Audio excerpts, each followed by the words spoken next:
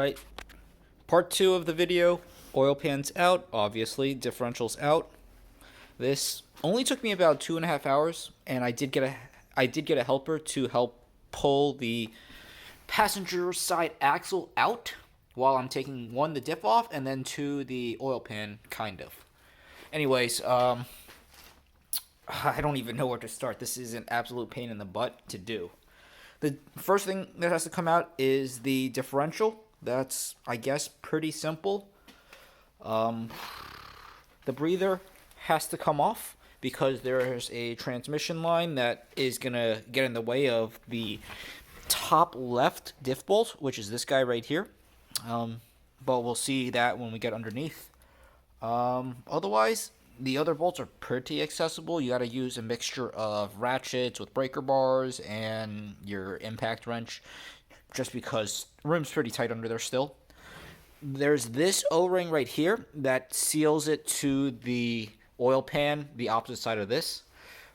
This side I don't think was leaking that badly, but I'm going to replace that. Then there's a seal right there for the CV axle, which I'm going to replace. It's going to be the same seal as that guy right there. This O-ring is also in that little block. I just haven't taken it apart to show you guys. I've just pulled this thing off, and I'm kind of annoyed at this whole thing in general. That's the super leaky oil pan gasket. This is how many bolts there are. So there are a lot. Front of the vehicle, as you can see, read this. There's 3 super long ones for the axles. I highly recommend you do it this way, just so you don't lose track of bolts, because all you get is a baggie and then some torque specs, but that's about it. Keep on labeling everything.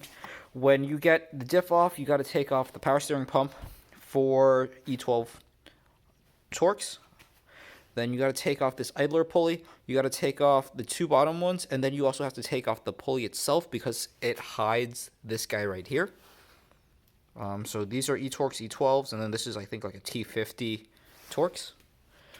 Let's see. Oh yeah, drive shaft has to come off for E-Torx. Diff bolts are here. They are different lengths. So again, keep track of that guy. I stupidly, when hammering off the CVs, broke one of the dust shields on the passenger side, so I gotta make a dealer trip to get that thing fixed. Anyways, let's go under the car and show you what's up. So, to do most of the work, I bungeed this steering rack up out of the way, and I just put it on the harmonic balancer to get most of the work done. However, at the very last minute, trying to get the oil pan down, you have to unbungee this guy just to let it hang so you have a little bit more room for the oil pan to drop down.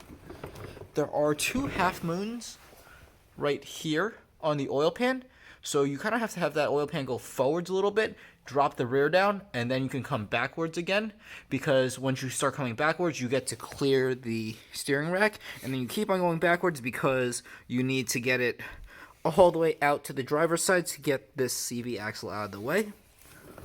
The dust shield that I broke is on this side right here. It looks like this guy right here. I might just buy a spare just in case I break this one on the way back in. Anyways, let's see. Bracket-wise, there's not that many brackets tied to the oil pan. There's just this one for the transmission coolers, transmission hoses that goes to this oil cooler.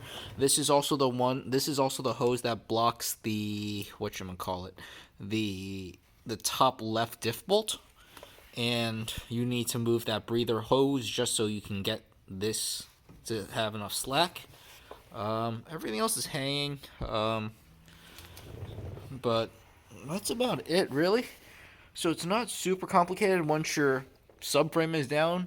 It's very finicky just because you gotta use a million different extensions, swivels, and ratchets and impact wrench combos just to get everything out of the way.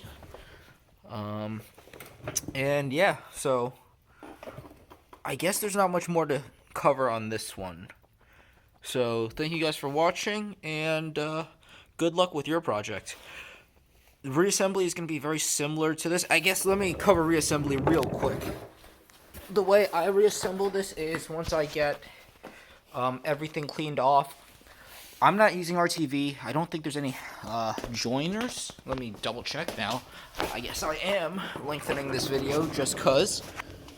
But yeah, there's no like front timing cover that's a separate piece, so you don't need to smear some RTV right there, like with an M54, for example. So you do not need any RTV at all for this N55. I mean, if you want to, I guess be my guest, but there is a gasket for that reason. I've actually never seen this much of an N55. I've never seen the turbos before, and that's one right there. Well, that's the only one right there. So that's pretty cool. Maybe I'll figure out if there's anything to do with the wastegates, if I can tighten them up to make sure nothing breaks, just because it's so accessible right now. But the water pump on this car, brand new. A bunch of these hoses are brand new too, just because the shop did them and then told us that the pan was leaking like a sieve. I guess that's some like camshaft crap that's possibly also leaking like a sieve. I have no clue. Everything on this motor is just wet. But yeah, let me go back to reassembly. Basically, no RTV, but I'm gonna zip tie this gasket onto the oil pan, and then once you have the bolts partially in, and this thing is pretty well located, then you can snip the zip ties and then tighten this all the way.